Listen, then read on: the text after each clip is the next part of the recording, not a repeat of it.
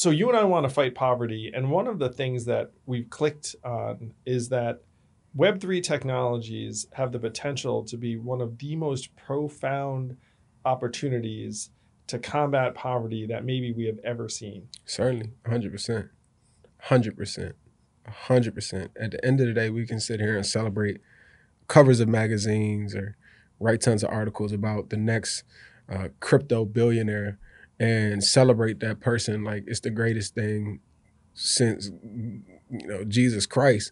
But at the end of the day, like we should be ashamed of ourselves.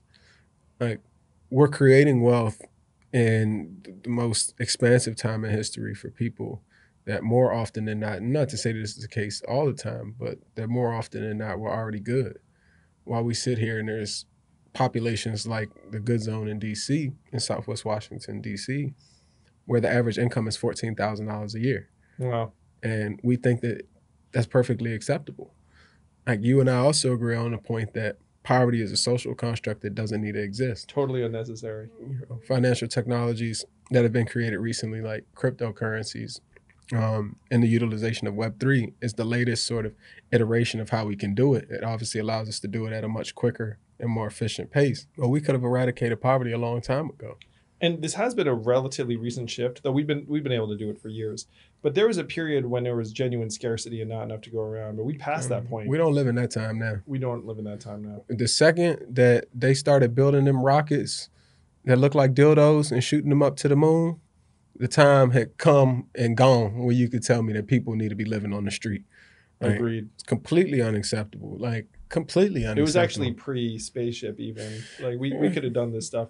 The thing that really lit a fire under me in my brain was during the financial crisis, 2008, 2009, markets crashing, et cetera, et cetera. They print $4 trillion to shore up Wall Street, more or less. And I don't remember voting for it. No one remembers voting for it. I don't remember anyone being like, where are we going to get the money, et cetera, et cetera.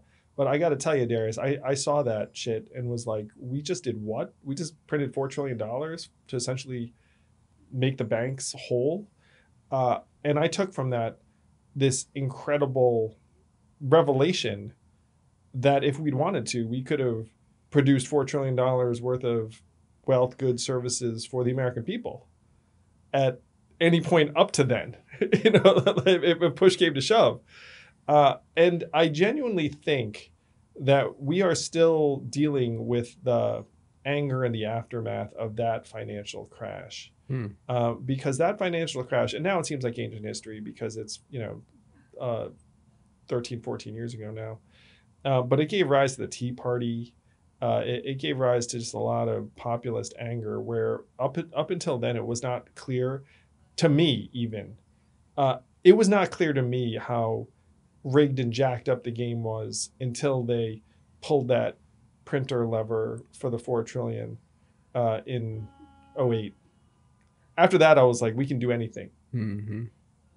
And here we are. I mean, when I was running for president on this stuff, people were always like, oh, where are you going to get the money? Where are you going to get the money? And then we just did it again for COVID relief, which, by the way, I was, all for some version of it. The problem was that so little of that went to the people in the good zone or people around the country.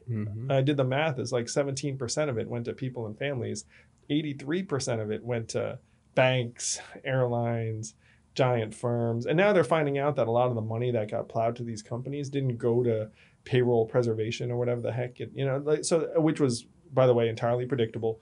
Like if you'd wanted to, you could have reversed that and been like, hey, guess what? We're going to send the money straight to the employees, send the money straight to the people. And then you can figure out like the corporate balance sheet yourselves. I mean, that would have been a very dramatic way to do it, but I would have been for it. I think if you'd asked any American, hey, we're going to print $2 trillion. Do you want 83% of it to go to the corporates or 83% of it to go to you and your neighbors? So I've been after this more or less since 2008, that we have entered an era of abundance if we want that for our people. But it turns out that our government doesn't really respond to the people.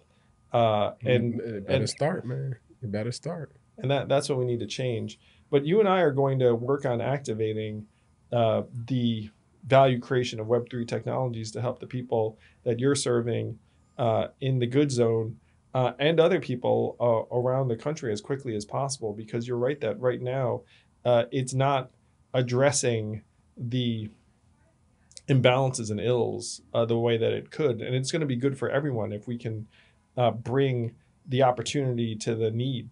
100%. If you think about just the foundation of cryptocurrencies, the foundation, this is pre-Silk Road days. It got a bad rep during that time. Cryptocurrencies were created as a financial vehicle to provide access to capital to communities that otherwise wouldn't. More often than not, communities that didn't have Yeah, it's like access to the banking. outsider system. Yeah.